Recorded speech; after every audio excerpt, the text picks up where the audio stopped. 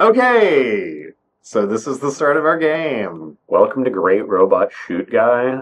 This is our assignment two. Yeah, this is our podcast, everyone. This is our assignment two for Unreal with blueprint editing. Yeah, and Turner, take it away. Okay, so Goose is going to play, and we're going to go through some of these checklists that we have. So, okay, so we're counting this as a key, the projectile, because you can't push these buttons without a projectile. So this is a key that is able to toggle the projectile. As you can hit it correctly, it opens the door. It opens the door. Check. It does not allow it to be re-interacted with. It is on. You can set that though. Yes. You can set it to be able to deactivate as well, on a timer and all sorts of a bunch of other shit that I didn't need to put there. Cool. Oh, and the gun is a game object that instantiates projectiles. Check. What else we got? It is using physics to go ahead and interact with the world. Yeah. Check. Yep, altering the physics property of an object.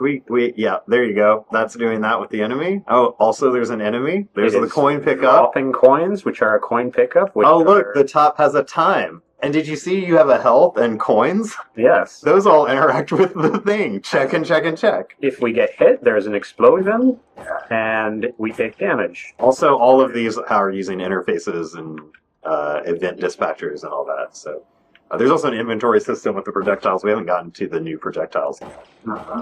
We got these weird heat men that are really unpleasant to look at. They do not die from taking damage. They, however, can get stunned, and yes, we can then avoid them.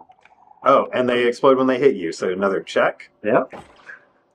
Enemies explode when they hit traps, which is also a check. Yeah. Here we have a door we cannot pass through, so we were going back. Avoid that creepy dude. Making our way here, and opening up another. All right. So obviously, we have sound effects. Hopefully, that gets recorded. Yes. If not, trust us. There are sound effects and background music. I think it was getting recorded, though. Yes. We have a alternate weapon that changes the environment. Or when it's picked up. As you noticed, the floor was changed. And look, you can change weapon. You may switch weapons as we are doing so. Press Q to swap weapons, as I am doing. Yes. So. 3. Oh yes. I didn't get the 1, 2, 3, 4. That was the intention, though, where you could swap directly to them. Wouldn't be too hard to put in, but so we're testing out the new weapon. As you can see, it this deals one does damage rather than doing physics effects. And here we're going to dodge some spikes. Navigate a tight corridor. There we go. I'm just looking at this list to see if there's any that we actually think. So we haven't got to the player death script, which is just a little death screen, but obviously we don't want to get to that yet.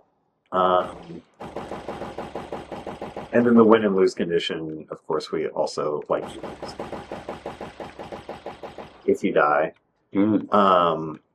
And you win if you get to the end. Although, actually, we don't have a trigger on that, but I think we're at like 17 or something things we've done, so if that one doesn't count, it doesn't really matter. I think, we fulfilled this. And we do have statistics to change because we have the currency, we got the health system, we have projectiles system. Your gun makes different projectiles depending on what you have equipped. The gun projectiles have different effects. As you can see, they go ahead and, in this case, emit light, so they are being used for a second feature to help light your way through a dark corridor here and let you get through a very, very tight path. Almost there. Let's see what we got. Perfect. Oh no! And we've died! There's the death condition. There's our death condition. Lovely. Okay, so we've made it back to the corridor. We just cut to skip time. We got the health pickup. We have a health pickup that works. You would go ahead and walk into it. It explodes into a Niagara animation. You recover some HP. And I think you need to pick up the gun. oh yes, The gun. yes. There we There we are. are. We restarted. We're gun. So we got the boss boss area. And now we will go ahead and attempt to fight off some enemies for a boss arena. Yeah, and then we can show off the split screen. Yes.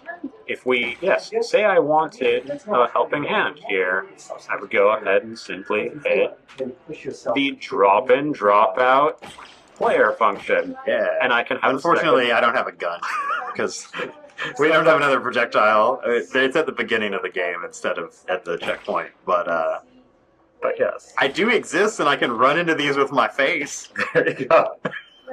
Get him, turn it. Yeah! And after defeating all the enemies, you'll notice on my screen that it successfully opens the door. And everything's way more fun with multiplayer, like instantly more fun. Absolutely. You can go ahead and attempt to steal. Oh, I don't have a death coins. animation though, so I don't want to.